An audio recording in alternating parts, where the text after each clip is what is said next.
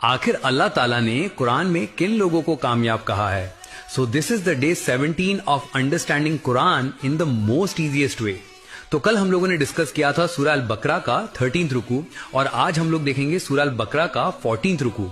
तो अल्लाह ताला फरमाते हैं कि यहूदी कहते हैं कि नसरानियों के मजहब की कोई बुनियाद नहीं और नसरानी कहते हैं कि यहूदियों के मजहब की कोई बुनियाद नहीं, हालांकि दोनों अहले किताब हैं।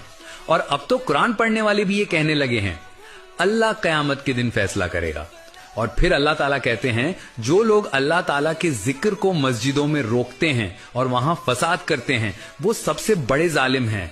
ऐसे लोग वहां दाखिल भी नहीं हो सकते मगर डर के साथ। फिर अल्लाह कहते हैं मशरिक और मगरिब दोनों अल्लाह ही के हैं, तुम जिधर मुंह करोगे तुम्हें अल्लाह ही दिखाई देगा, बेशक अल्लाह सब सुनने और जानने वाला है।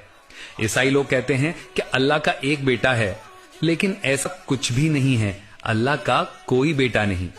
अल्लाह ताला फिर फरमाते हैं कि हम तो कुन फया कुन कहते हैं, हम कहते हैं काम हो जा और वो हो जाता है।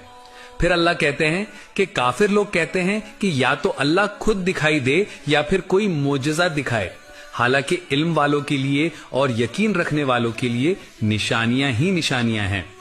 फिर अल्लाह कहते हैं कि हमने नबी सल्लल्लाहु अलैहि वसल्लम को बशारत देने और डर सुनाने वाला बनाकर भेजा और यहूदी तब तक तुमसे राजी नहीं होंगे जब तक तुम उनके तरीके पर ना चलो।